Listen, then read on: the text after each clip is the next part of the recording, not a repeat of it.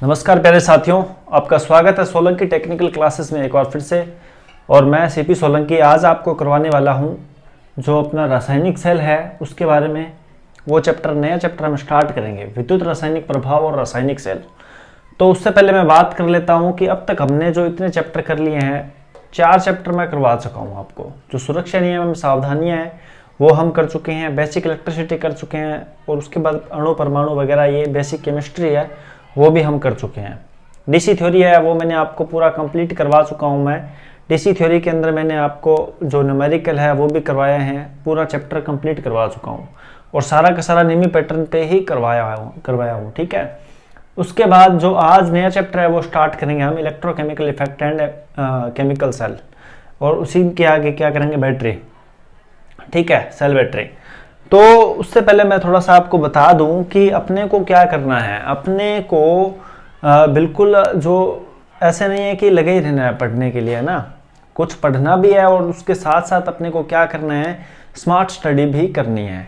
जैसे कि हम क्या है कि डॉक्टर के पास जाते हैं तो डॉक्टर ऐसे नहीं बोलता अपने को देखने के बाद, वो क्या कहता है कि बस ये दवाई लो और आप स्वस्थ हो जाओगे। तो उसी तरीके से क्या है कि हम ऐसा नहीं करना हमने कि ये भी पढ़ लिया वो भी पढ़ लिया, है ना। तो जितना पढ़ाया जाए उतना ही पढ़ना है, क्योंकि क्या होता है कि एग्ज़ाम, अभी मैं डिप्लोमा लेवल का, अगर मान लो कि मैं डिप्लोमा की तरीके से पढ़ाने लग जाऊँ आपको, तो आईटी वालों के लिए डिप्लोमा कोई काम का नहीं है ना, कि ये जो फॉर्मूला ये कहाँ से आया कहाँ से नहीं आया, ठीक है। तो ये अपने को ज़्यादा क्या है कि डीप में नहीं जाना है, उतना ही पढ़ना है जितना डीप में जाना था उतना मैं करवा चुका हूँ, ठीक है दोस्तों। तो अपने को क्या स्मार्ट स्टडी करनी है। तो जैसे डॉक्टर के पास जाते हैं तो वो ऐसे नहीं बोलता है अपने को कि ये दवाई ले लो वो भी ले लो ये भी ले लो, वो एक ही दवाई देता है। तो उसी तरीके से अपने को भी क्या है, बस एक स्मार्ट स्टडी करनी है, जितना उतना ही पढ़ना है जितने एग्जाम्स के अंदर आता है, ठीक है दोस्तों। तो अपने शुरू करते हैं न्यू चैप्टर। एक वैज्ञानिक थे जिनका नाम था वोल्टा, ठीक है, उनका नाम था, क्या था, वोल्टा नाम था। और उन्होंने क्या किया, 1799 के अंदर, सन 1799 में वो उन्होंने विद्युत जो रासायनिक क्रियाएं थी वो करके देखी, ठीक है। उन्होंने कुछ रासायनिक क्रियाएं करके देखी और उस तरीके से उन्होंने पाया कि इन क्रियाओं से क्या कर सकते हैं हम, चल विद्युत का निर्माण कर सकते हैं। तो उन्होंने इस चल विद्युत का क्या किया था, निर्माण किया था। उनका क्या नाम था, वोल्टा नाम था। तो वो कब आए थे, 1799 के अंदर, एक वैज्ञानिक जिनका नाम वोल्टा, ठीक है दोस्तों, वैज्ञानिक वोल्टा। उन्होंने क्या किया कि रासायनिक कुछ क्रियाएं करके देखी, ठीक है, रासायनिक क्रियाएं की उन्होंने, कुछ पदार्थों पे क्या की, रासायनिक क्रियाएं की, और उन्होंने एक युक्ति का निर्माण कर दिया। क्या कर दिया, एक युक्ति मतलब एक डिवाइस का निर्माण कर दिया। उन्होंने एक डिवाइस बना दी। उन्होंने क्या डिवाइस बनाई, उन्होंने बनाया सेल, और इसी को क्या बोले जाने लगा, इसी को सेल बोले जाने लगा। इसी से क्या है कि चल विद्युत बने, इसी सेल से क्या बनी, चल विद्युत बनी, जिसको क्या है कि उपयोग में लाया जा सकता था। एक थी स्थिर विद्युत जो अपनों फर्स्ट चैप्टर के अंदर पढ़ी थी, उसका कोई उपयोग नहीं था। उसके बाद क्या बन गई थी, चल विद्युत, वो किसने बनाई थी, वोल्टा ने। तो वोल्टा ने क्या किया था, वोल्टा ने ये देखा था कि कुछ इस तरीके से क्या है कि कोई पात्र वगैरह लिया, उस पात्र के अंदर क्या है कि कुछ इस तरीके से विलयन भरा, ठीक है, उसने कुछ विलयन भरा इसके अंदर, और इसमें दो इस तरीके से क्या है कोई इलेक्ट्रोड लगा दिए। और अब इसके अंदर क्या उन्होंने देखा कि हाँ, कुछ मान लो इसके अंदर क्या भरा हुआ था, NaCl भरा हुआ था। तो ये Na और Cl ये क्या है कि क्रिया करके NaCl में क्या हो गया, कन्वर्ट हो गया, ठीक है, NaCl में कन्वर्ट हो गया। तो इसी के आगे क्या हुआ कि ये चल विद्युत का निर्माण हुआ, ठीक है, चल विद्युत का निर्माण हम आगे बिल्कुल डिटेल के अंदर पढ़ेंगे। तो इसके बाद मैं आपको बताता हूँ कि जो विद्युत रासायनिक जो प्रभाव होता है वो क्या होता है, विद्युत रासायनिक प्रभाव। विद्युत रासायनिक प्रभाव,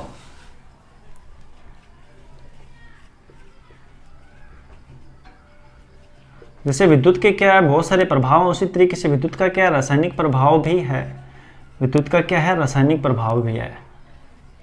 तो इसमें क्या है कि विद्युत रासायनिक प्रभाव ये है कि अगर कोई भी विलयन है, इस तरीके से एक पात्र है, उसके अंदर क्या है, कोई विलयन भरा हुआ है। क्या भरा हुआ है, मान लेता हूँ मैं NaCl भरा हुआ है, या फिर मान लेता हूँ क्या है H2SO4 भरा हुआ है, ठीक है। हम लेके चलते हैं कि NaCl इसके अंदर भरा हुआ है, इस पात्र के अंदर। अब इसके अंदर मैं क्या करता हूँ, इस तरीके से दो क्या मैंने लगाई, एक छड़िए लगाई, और दूसरी छड़ी ये लगाई, ठीक है, 2 छड़ें इसके अंदर इस तरीके से लगा दे। ये छड़ है, ये क्या है पॉजिटिव है और ये क्या है नेगेटिव है, 2 छड़ें, ठीक है। अब इसमें क्या किया, बाहरी सोर्स से क्या किया मैंने, यहाँ पे कोई बैटरी थी इस तरीके से, इसी बैटरी से क्या किया प्लस और माइनस, प्लस को प्लस से जोड़ दिया और माइनस को किससे जोड़ दिया, इस माइनस से जोड़ दिया। और यहाँ से मैंने क्या स्टार्ट कर दिया, धारा देनी स्टार्ट कर दी, ठीक है। ये धारा इस तरीके से चलेगी। तो इन्होंने ये पाया, विद्युत रासायनिक प्रभाव ये होता है कि जो NaCl था वो क्या हुआ, अपने जो अवयव है उनमें क्या हो गया, अपघटित हो गया। अपघटित का मतलब ये है कि विभक्त हो गया। विभक्त का मतलब ये है कि ये Na पॉजिटिव और प्लस में ये Cl क्या हो गया, नेगेटिव हो गया, ठीक है, नेगेटिव हो गया। तो इन्होंने ये पाया कि ये जो Cl था ना, ये जो Cl था इसमें क्या होगी, इलेक्ट्रॉन की क्या होगी, अधिकता हो गई, ठीक है। और ये जो Na था इसमें इलेक्ट्रॉन की क्या होगी, कमी होगी, तभी तो इस पे क्या आया, प्लस आया। और ये क्या हो गए, धन आयन हो गए। ये कौन से आयन हो गए, धन आयन हो गए ये। और ये कौन से आयन हो गए, ये ऋणायन हो गए। तो ये जो ऋणायन थे, ये जो पॉजिटिव इलेक्ट्रोड था, मतलब ये वाला इलेक्ट्रोड है, ये वाला, ये ऋणायन सारे किस पे आने लगे, इस पे आने लगे, Cl किस पे आने लगे, इसकी तरफ आकर्षित होने लगे। और जो Na है, ये जो पॉजिटिव है जिसमें इलेक्ट्रॉन की कमी थी, वो किसकी तरफ आकर्षित होने लग गया, नेगेटिव वाले की तरफ आकर्षित होने लग गया। और इनका क्या हुआ, एक चालन इस तरीके से स्टार्ट हो गया। ये चालन क्या हुआ, आयनों का इस तरीके से चालन स्टार्ट हो गया। तो इसी को क्या बोलते हैं, विद्युत रासायनिक प्रभाव बोलते हैं। क्या बोलते हैं, विद्युत रासायनिक प्रभाव बोलते हैं। विद्युत रासायनिक प्रभाव के लिए ये जो विलयन है ना, ये विलयन क्या होना चाहिए, इसमें भी कंडीशन होती है कि विलयन है, विलयन ऐसे नहीं कि कुछ भी हो गया। विलयन क्या होता है कि या तो क्या होना चाहिए, अम्लीय होना चाहिए, ठीक है, या तो विलयन क्या होना चाहिए, अम्लीय, या फिर क्या होना चाहिए, क्षारीय, और या फिर क्या होना चाहिए, अकार्बनिक, या फिर क्या होना चाहिए, अकार्बनिक, ये होना चाहिए। तो देखो जो अम्लीय होते हैं वो क्या होते हैं, जो अम्ल होते हैं उनका जो अम्ल वही होंगे जिनका पीएच का मान होगा ना। हमने पढ़ा है कि पीएच की वैल्यू होती है कुछ ना कुछ, किसी भी जो विलयन होता है उसकी पीएच वैल्यू होती है। तो जिनकी पीएच वैल्यू 7 से क्या होती है, कम होती है, वो तो क्या होते हैं, अम्ल होते हैं। और जिनकी पीएच वैल्यू क्या होती है, 7 से क्या होती है, अबव होती है, मतलब ऊपर होती है, वो कौन से होते हैं, क्षारीय होते हैं। तो इन दोनों के बीच में भी एक परफेक्ट एक 7 भी तो होगा ना, एक परफेक्ट 7 भी होगा। कुछ 7 से ऊपर होगी, कुछ 7 से नीचे होगी, तो कुछ 7 भी तो होगा। तो जो 7 होता है ना, जिसका एग्जैक्ट 7 होता है, उस विलयन के अंदर विद्युत धारा नहीं बहती है, विद्युत धारा फ्लो नहीं करती है उनके अंदर, ठीक है, उनके अंदर विद्युत धारा फ्लो नहीं करती है। और जो अकार्बनिक होते हैं, अकार्बनिक का मतलब ये होता है जिसमें देखो अकार्बनिक का मतलब जिसमें कार्बन, मतलब जिसमें कार्बन नहीं हो, और जिसके अंदर क्या हो, हाइड्रोजन भी नहीं हो, जिसके अंदर हाइड्रोजन और कार्बन दोनों ही नहीं हो, वो क्या कहलाते हैं, वो विलयन कहलाते हैं, अकार्बनिक विलयन कहलाते हैं। जो कार्बनिक विलयन होते हैं उनमें हाइड्रोजन भी होता है और क्या होता है, कार्बन भी होता है, वो कार्बनिक विलयन कहलाते हैं। तो विलयन की कंडीशन ये है कि अम्लीय, क्षारीय, या फिर क्या होना चाहिए, अकार्बनिक होना चाहिए, ठीक है। और ये जो इलेक्ट्रोड है, ये जो इलेक्ट्रोड होते हैं वो ये किसी ना किसी किसके होते हैं, धातु के बने होते हैं, किसी ना किसी क्या होते हैं, धातु के बने होते हैं।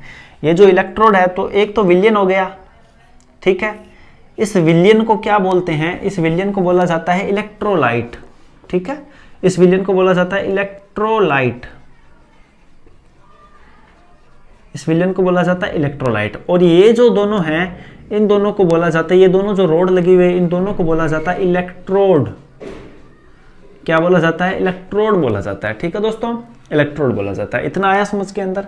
अब देखो इसको इलेक्ट्रोड बोल दिया, तो ये एक तो क्या होता है, पॉजिटिव होता है, और एक क्या होता है, नेगेटिव होता है। जो पॉजिटिव होता है, जो इलेक्ट्रोड पॉजिटिव होता है, उसको अपने बोलते हैं एनोड बोलते हैं। क्या बोलते हैं, एनोड बोलते हैं, ठीक है। और जो क्या होता है, नेगेटिव होता है, उसे क्या बोला जाता है, कैथोड बोला जाता है, उसको क्या बोला जाता है, कैथोड।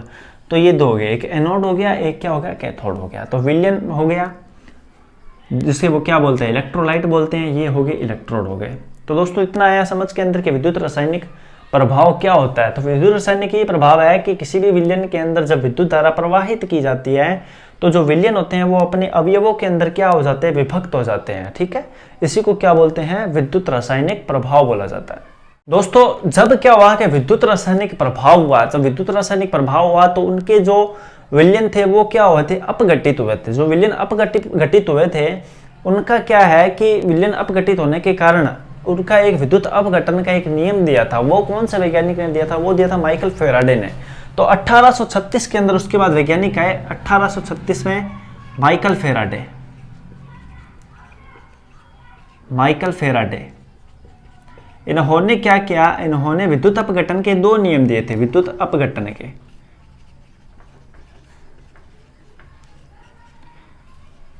ठीक है, इलेक्ट्रोलाइसिस के इन्होंने 2 नियम दिए थे। इन्होंने क्या दिया था कि इस तरीके से कोई एक पात्र है, उसके अंदर कोई विलयन भरा हुआ है, ठीक है, और इस तरीके से क्या है कि एक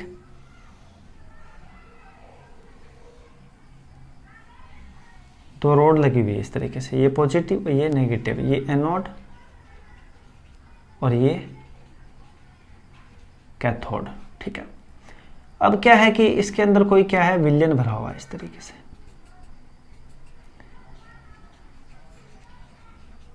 ये ले लेता हूँ, H2SO4 ले लेते हैं, H2SO4 ले लेते हैं, नहीं तो CuSO4 ले लो, कुछ भी ले लो। ठीक है, अब क्या है कि इन्होंने ये पाया कि जब इसके अंदर क्या है कि यहाँ से विद्युत धारा प्रवाहित की गई, कोई करंट आई प्रवाहित की गई यहाँ से, और बैटरी लगा के जब इसमें प्रवाहित की गई, तो ये जो थे ये Cu और SO4 ये क्या हो गए, इस तरीके से विभक्त हो गए। ठीक है, विभक्त हो गए। जो Cu था वो किसके पे चला गया, जो पॉजिटिव था वो किसके ऊपर चला गया, नेगेटिव पे। ये जो था माइनस वाला ये किस पे चला गया, इस पे। ये इसी तरीके से क्या है कि आकर्षित होते गए।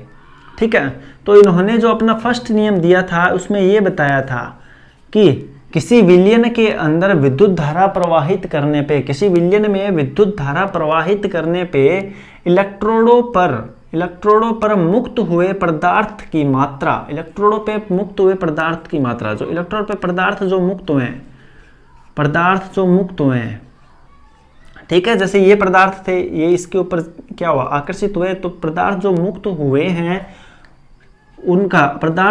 उनको किससे डिनोट करते हैं, W से। ठीक है, W से।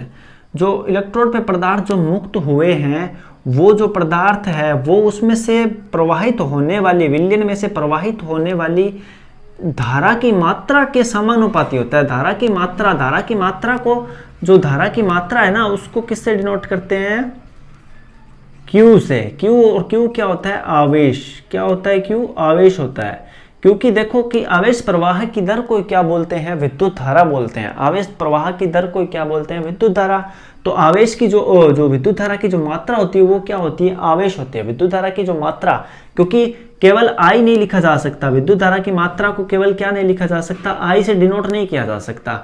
विद्युत धारा की मात्रा का मतलब ये है कि विद्युत धारा इंटू में T कितने समय तक बही, विद्युत धारा इंटू में T मतलब कितने समय तक बही, और वो क्या होता है, Q होता है। तो वो किसके समानुपाती होती है, इसके समानुपाती होते हैं, विद्युत धारा की मात्रा के समानुपाती होते हैं। जब मैं क्या करूंगा, W इस समानुपाती निशान को हटाऊंगा तो यहाँ पर एक स्थिरांक आएगा Z, इसको क्या बोलते हैं, विद्युत रासायनिक तुल्यांक। विद्युत रासायनिक तुल्यांक बोलते हैं इसको, क्या बोलते हैं, विद्युत रासायनिक तुल्यांक। ठीक है, तो ये W है, ये क्या होता है कि अब इसको आगे जब मैं हल करूंगा तो देखो W बराबर ZIT लिख सकता हूं इसको। ठीक है, ZIT लिख सकता हूं। जो W है वो इसमें किस में है, ग्राम के अंदर है, ग्राम में, या फिर किस में देख सकते हैं, किलोग्राम में। तो इसको छोटा ही लिखा जाता है ग्राम में, क्योंकि किलोग्राम पर पदार्थ मुक्त होते ही नहीं है। उसके बाद है Z, तो Z है वो होता है ग्राम प्रति कूलाम में। बताऊंगा कैसे। I होती है वो सबको पता ही है कि किस में होती है, एम्पियर में, और T होता है वो किसके अंदर होता है, सेकंड के अंदर होता है। तो देखो यहाँ से अगर मैं Z निकालने का प्रयास करूँ तो Z बराबर क्या हो जाएगा, W बटे में IT, W बटे में, तो ये ग्राम के अंदर और ये क्या है, कूलाम है, तो कूलाम के अंदर, मतलब आवेश ही तो है, तो आवेश है तो किसमें, कूलाम है, तो ग्राम प्रति कूलाम आ गया। ठीक है, तो ये हो गया। ये तो फर्स्ट नियम इन्होंने दिया था। उसके बाद जो सेकंड नियम है उसकी बात कर लेते हैं। सेकंड नियम क्या दिया था, सेकंड नियम इन्होंने क्या दिया था, इस चित्र को मैं क्या कर देता हूँ, मिटा देता हूँ। सेकंड नियम इन्होंने ये दिया था, सेकंड नियम में ये बताया था इन्होंने कि अलग अलग इस तरीके से इन्होंने पात्र ले लिए, 2 पात्र ले लिए, और इनके अंदर कुछ इलेक्ट्रोड है, एक पॉजिटिव, ये नेगेटिव, फिर ये पॉजिटिव और फिर ये नेगेटिव। अब इसमें भी क्या है, कुछ क्या है, सॉल्यूशन भरा हुआ है, और इसमें भी क्या है, कुछ सॉल्यूशन भरा हुआ है, विलयन भरा हुआ है, इलेक्ट्रोलाइट है। इसमें 5 एम्पियर विद्युत धारा प्रवाहित की और कितने सेकंड के लिए? 5 सेकंड के लिए। इसमें भी 5 एम्पियर विद्युत धारा और कितने सेकंड के लिए? 5 सेकंड के लिए। तो इन्होंने ये पाया कि अलग अलग विलयनों के अंदर समान मान की धारा समान समय के लिए जब प्रवाहित की जाती है, समान मान की धारा समान समय के लिए प्रवाहित की जाती है, तो इलेक्ट्रोडों पर मुक्त हुए पदार्थ की मात्रा किसके समानुपाती होती है? तुल्यांकी भार की क्या होती है? समानुपाती होती है, इसके समानुपाती होती है। तो मैं एक क्या करता हूं कि अपने को पहला नियम है वो समझ में आया हुआ है, तो पहले नियम के अनुसार ही हम चलेंगे। तो फर्स्ट नियम क्या बोलता है? मान लो इसका क्या है? W1 है और वो किसके समानुपाती है? Q1 के समानुपाती है, ठीक है। और इसका क्या है? W2 है और किसके समानुपाती है? Q2 के समानुपाती है, ठीक है। अब यहाँ पर क्या है? W1 बराबर मैं ये लिख सकता हूँ ना ZQ, और यहाँ पे W2 बराबर क्या लिख सकता हूँ? ZQ लिख सकता हूँ। अब देखो कि यहाँ से W1 बराबर Z1 Z2 Z1। अब देखो कि Z1 और Q को क्या लिख सकता हूँ? IT लिख सकता हूँ ना, IT लिख सकता हूँ। और W2 को क्या लिख सकता हूँ? Z2 और IT लिख सकता हूँ। अब देखो IT यहाँ पर भी I कितना है? 5 एम्पियर और T कितना है? 5 सेकंड। मतलब दोनों में ये चीज़ तो क्या है? समान है। तो ये बता रहा है कि दोनों क्या होते हैं? बराबर होते हैं, या दोनों क्या होते हैं? समानुपाती होते हैं। तो अब क्या है कि देखो W1 जब मैं बराबर करूंगा W2 के, तो Z1 IT बराबर Z2 IT, तो IT से IT तो कैंसिल आउट हो गया क्योंकि दोनों क्या है? बराबर है। तो बच क्या गया? ओनली Z1 बराबर में Z2। तो यहाँ से निकालूंगा तो W1 बराबर W1 बटे में W2, Z1 बटे में Z2। तो यहाँ से अपना ये आ जाता है, ठीक है। इसका क्या है? कोई मात्रक नहीं होता। कोई मात्रक क्यों नहीं होता? क्योंकि W1 बटे W2 ग्राम बटे में ग्राम, ग्राम से ग्राम कट गया, और वो ग्राम बटे कुलाम, तो ये भी कट गया। तो इसका क्या है? कोई मात्रक नहीं होता है। तो दोनों नियम आपको बहुत अच्छे तरीके से समझ आ गए होंगे। इसके बाद हम करेंगे जो प्राइमरी और सेकेंडरी सेल है उसके बारे में चर्चा। दोस्तों, जो माइकल फैराडे ने जो नियम दिए थे विद्युत अपघटन के, तो जो अपघटन होता है उसके जो उपयोग होते हैं वो क्या होते हैं? तो अपघटन के जो उपयोग होते हैं वो होता है धातु शोधन में। एक तो होता है धातु शोधन में, दूसरा होता है विद्युत लेपन, इलेक्ट्रोप्लेटिंग, जिसे विद्युत रंजन भी बोला जाता है, और क्या होता है? EMF प्रोड्यूस करने में, EMF उत्पादन करने में। तो क्या होता है कि इस तरीके से दो क्या है? छड़ें होती है, ठीक है। इस तरीके से दो छड़ होते हैं, छड़ है। अब एक छड़ तो क्या है? प्लस है, दूसरी क्या है? माइनस है। अब इन छड़ों को क्या करते हैं कि बाहर से किसी सोर्स से, बाहर मान लो ये सोर्स लगा हुआ है कोई भी, इनको क्या कर दी? धारा दे दी। इनको क्या दे दी? धारा दे दी जाती है इस तरीके से। जब इसको धारा दी जाती है, जब धारा देते हैं इसको, तो यहाँ से देखो ये करंट एंटर हुई। जब करंट यहाँ से एंटर होगी तो इलेक्ट्रॉन कहाँ पे होंगे? यहाँ से बाहर निकलेंगे, ठीक है। इलेक्ट्रॉन क्या होते हैं कि उल्टे चलते हैं ना, इलेक्ट्रॉन उल्टे चलते हैं। तो यहाँ से ये ऐसे होते हुए ये धारा तो आ गई यहाँ पर, ठीक है, और वापस ये यहाँ से निकल के ये पाथ हो गया इसका पूरा। पर जो इलेक्ट्रॉन होते हैं वो क्या होते हैं कि नेगेटिव से पॉजिटिव। तो ये इलेक्ट्रॉन इस तरीके से, ये इलेक्ट्रॉन इस तरीके से, ये ऐसे, मतलब इलेक्ट्रॉन होंगे जो धारा के क्या चलेंगे? विपरीत चलेंगे। तो इसमें से क्या होगा कि जो ये कॉपर की जो छड़ है, ये धीरे धीरे पतली होती जाएगी, और ये कहाँ, किस पे लेपित होती चली जाएगी? इसके ऊपर। तो इस पे जो परत चढ़ाएंगे इस तरीके से चढ़ाएंगे। तो देखो जिसकी परत चढ़ानी है, मतलब अपने किसकी परत चढ़ा रहे हैं? कॉपर की परत चढ़ा रहे हैं ना। जिसकी परत चढ़ानी है उसको तो एनोड पे रखा जाता है, और जिस पे परत चढ़ानी है, जिस पर परत चढ़ानी है, इस पे परत चढ़ानी है, तो इसको क्या रखा जाता है? कैथोड रखा जाता है, ठीक है दोस्तों। पता चल ही गया होगा आपको क्यों एनोड और कैथोड रखते हैं। अगर मैं इसको कैथोड रख देता तो इसमें करंट जाता, और इधर का इलेक्ट्रॉन कहाँ से आते? फिर इधर से आते निकल के। अभी इलेक्ट्रॉन इस वाली धातु से निकलने चाहिए ताकि इस पे क्या हो सके? चढ़ सके परत, ठीक है दोस्तों। विद्युत रासायनिक सेल, तो विद्युत रासायनिक सेल होते हैं वो कितने प्रकार के होते हैं? 2 प्रकार के होते हैं। एक होता है प्राइमरी और दूसरा क्या होता है? सेकेंडरी होता है। पहले बता दे तो विद्युत रासायनिक सेल होते क्या हैं। तो जो सेल होते हैं विद्युत रासायनिक सेल, जो विद्युत धारा को सॉरी, जो क्या होते हैं रासायनिक ऊर्जा को किस में चेंज कर देते हैं? विद्युत ऊर्जा में। कौन सी ऊर्जा में? विद्युत ऊर्जा में। उसे क्या बोलते हैं? उस युक्ति को क्या बोलते हैं? सेल बोला जाता है। उस युक्ति को क्या बोला जाता है? सेल बोला जाता है। और सेल होते हैं वो कितने प्रकार के होते हैं? 2 प्रकार के होते हैं। एक होता है प्राइमरी, प्राथमिक सेल, और दूसरे होते हैं सेकेंडरी, जिसे क्या बोलते हैं? द्वितीयक सेल बोलते हैं। ठीक है, जो प्राइमरी सेल होते हैं वो क्या होते हैं? प्राइमरी सेल वो एक बार पुनः चार्ज नहीं किया जा सकते, मतलब रिचार्ज नहीं होते हैं, रिचार्ज नहीं होते हैं। और इनकी जो अभिक्रिया होती है वो कौन सी होती है? अनुत्क्रमणीय होती है। कौन सी होती है? अनुत्क्रमणीय। ठीक है, अनुत्क्रमणीय मतलब ये वापस से चार्ज नहीं होते, मतलब नॉन रिवर्सेबल होते हैं। ठीक है, चार्ज नहीं हो पाते हैं, तो अनुत्क्रमणीय अभिक्रिया होती है। इनकी जो रासायनिक अभिक्रिया होती है वो किस प्रकार की होती है? ये सीधा क्या करते हैं? रासायनिक ऊर्जा को किस में चेंज कर देते हैं? विद्युत ऊर्जा में। कौन से में? विद्युत ऊर्जा में। बस एक ही स्टेप होता है इनके पास। और जो सेकेंडरी सेल होते हैं उसमें क्या होता है? पहले विद्युत ऊर्जा उनको दी जाती है, चार्ज किया जाता है उनको। क्या किया जाता है? चार्ज किया जाता है, विद्युत ऊर्जा दी जाती है। उसके बाद वो कौन से में? रासायनिक, उसमें वो विद्युत ऊर्जा किस में चेंज हो जाती है? रासायनिक ऊर्जा में। जब हमें काम पड़ता है कि अब हमें क्या है कि बैटरी की आवश्यकता है या सेल की आवश्यकता, तो इस रासायनिक ऊर्जा को वापस किस में चेंज कर लिया जाता है? विद्युत ऊर्जा में चेंज कर लिया जाता है। तो इसकी रासायनिक अभिक्रिया वो ये होती है। इसमें क्या होता है कि इनको रिचार्ज किया जा सकता है, रिचार्ज इनको क्या किया जा सकता है। और इनकी जो अभिक्रिया होती है वो उत्क्रमणीय होती है, मतलब एक बार चार्ज करने के बाद वापस से इनको बहुत बार रिचार्ज किया जा सकता है। चार्ज केवल ये जिंदगी में एक बार ही होते हैं। और ये जो उत्क्रमणीय और अनुत्क्रमणीय बता रहा हूँ ये विद्युतिक तौर पर है। कौन से तौर पे? विद्युतिक तौर पे, विद्युतिक टर्म में है ये कि विद्युत के लिए ये क्या होते हैं? उत्क्रमणीय होते हैं और ये अनुत्क्रमणीय होते हैं। विद्युत के तौर पे कैसे? क्योंकि अगर इनके जो विलयन है अगर वो खराब हो गया या वो कुछ हो गया तो वो तो चेंज करना ही पड़ेगा। उसके लिए ये क्या है?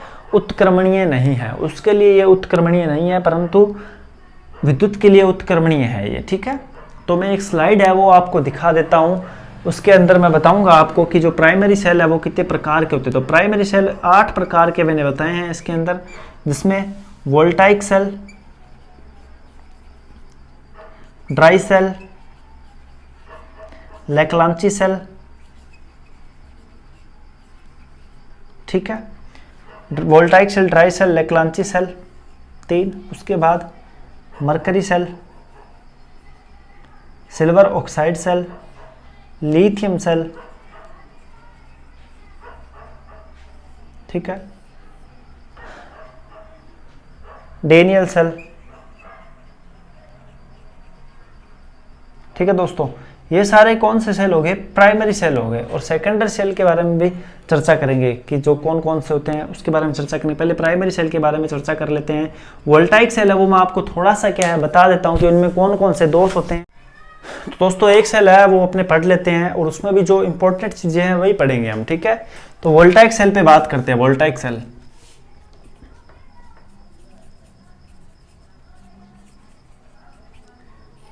इस सेल का जो आविष्कार है वो किया था वोल्टा ने।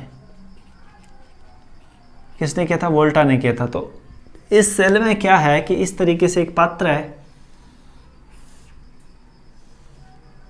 मतलब सेल का जो आवरण है वो, इसमें क्या है कि एक तो छड़ है वो कौन सी है?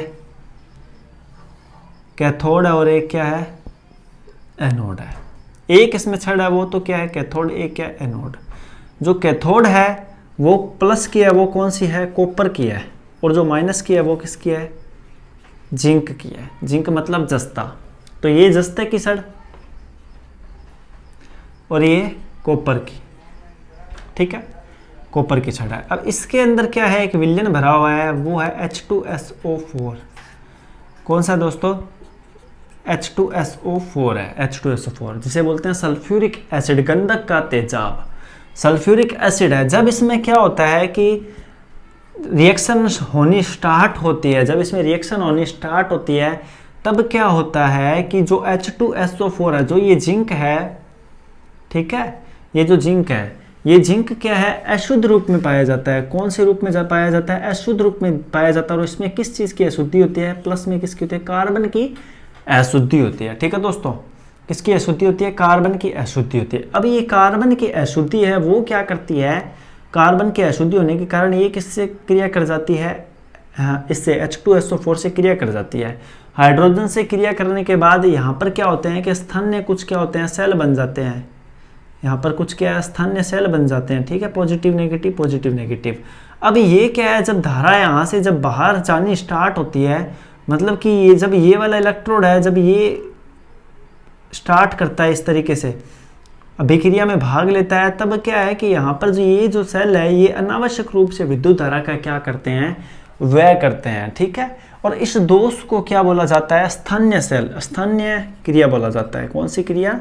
स्थानीय क्रिया, लोकल एक्शन बोला जाता है इसको। ठीक है, इस दोष को, एक तो दोष इसमें ये होता है लोकल एक्शन, ठीक है, ये दोष होता है कि यहाँ पे स्थानीय सेल बन जाते हैं। इसके कारण क्या होता है? अनावश्यक रूप से जो विद्युत धारा का है वो क्षय होता रहता है। तो पूर्ण तरीके से ये वोल्टेज बाहर और धारा बाहर नहीं दे पाता है, इसलिए सेल का जो अंतर का जो आंतरिक प्रतिरोध होता है वही बहुत ज़्यादा बढ़ जाता है। धारा अंदर ही अंदर घूमती रहती है तो बाहर नहीं पहुँच पाती है। ठीक है, इसका दोष निवारण करने के लिए, इसका दोष निवारण करने के लिए क्या करते हैं कि ये जो जस्ता होता है ना, ये जो जस्ता होता है, इस पर क्या होता है कि इस तरीके से पारा की परत चढ़ा दी जाती है। इस पर कौन सी परत चढ़ा दी जाती है?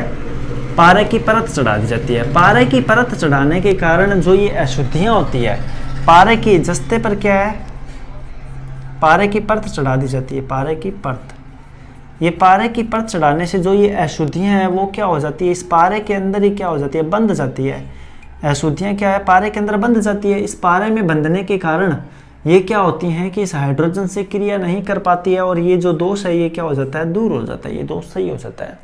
तो इस दोष को इस तरीके से सही किया जाता है। और जस्ते पे पारे की परत चढ़ाने की प्रक्रिया को, जस्ते पे पारे की परत चढ़ाने की, पारे की परत चढ़ाने की प्रक्रिया को क्या बोला जाता है?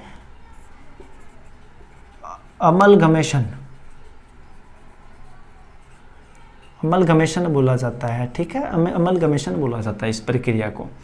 ठीक है दोस्तों, तो ये तो था पहला दोष, स्थानीय क्रिया दोष। ये जो स्थानीय क्रिया दोष है ये ओनली किस में, कौन से सेल में होता है? वोल्टाइक सेल के अंदर ही होता है, बाकी किसी भी सेल के अंदर नहीं होता। प्राइमरी के किसी भी सेल के अंदर नहीं होता है स्थानीय क्रिया दोष। इसके बाद क्या है कि एक और ये जो स्थानीय क्रिया दोष होता है ना, ये कौन सी छड़ पे होता है? जिंक वाली पे होता है। कौन सी वाली पे होता है? जिंक वाली पे, मतलब जो कैथोड है ना उसी पे होता है। किस पे होता है? कैथोड पे होता है। इसके बाद एक दोष होता है, उसे क्या बोलते हैं? ध्रुवाच्छादन। क्या बोलते हैं? ध्रुवाच्छादन दोष। ठीक है, दूसरा जो दोष है उसको बोलते हैं ध्रुवाच्छादन दोष। ध्रुवाच्छादन दोष, इस ध्रुवाच्छादन दोष के अंदर क्या होता है? ये जो दोष है ये कौन सी छड़ पे होता है? एनोड पे होता है। एनोड पे, किस पे होता है? कॉपर वाली पे, एनोड पे। ये जो कॉपर है इसके क्या होता है कि आसपास में ये जो H2 गैस है, ये H2 गैस के क्या होते हैं? यहाँ पर क्या होने लग जाते हैं? बुलबुले इस तरीके से ये बन जाते हैं। ये बुलबुले बनने के कारण क्या होता है? ये जो गैस होती है H2, ये क्या होती है? अचालक होती है। क्या होती है? अचालक होती है, जिसके कारण ये जो कॉपर की छड़ है ये रासायनिक क्रिया में भाग ही नहीं ले पाती है। रासायनिक क्रिया में भाग नहीं ले पाती है और जो सेल की जो क्रिया विधि है वो सारी की सारी क्या हो जाती है? ठप हो जाती है। इसको ठीक करने के लिए इसके क्या है? बाह्य भाग में एक क्या है कि सरंध्र पात्र में MnO2 भरा जाता है, मैग्नीशियम डाइऑक्साइड भरा जाता है। वो भरने से क्या होता है कि H2 से क्रिया करके H2 और A को H2O बना लेते हैं और MnO ऐसे ही पड़ा रहता है। तो ये H2O बनने के कारण क्या होता है? यहाँ पर जल का निर्माण हो जाता है और जल क्या होता है? विद्युत का चालक होता है और ये भी दोष क्या हो जाता है? ठीक हो जाता है। जो ध्रुवाच्छादन दोष होता है वो दोनों में ही होता है। जो ध्रुवाच्छादन दोष होता है वो वोल्टाइक सेल और लेक्लांची सेल, इन दो में होता है। ठीक है, बस प्राइमरी सेल होते हैं उनमें बस दो ही दोष होते हैं, और वो भी कौन से सेलों में, एक वोल्टाइक सेल में, एक लेक्लांची सेल में। ठीक है, इसके बाद मैं एक स्लाइड आपको दिखा रहा हूँ, उसमें सारे के सारे जितने भी अपने सेल है वो सारे कंप्लीट हो जाएंगे।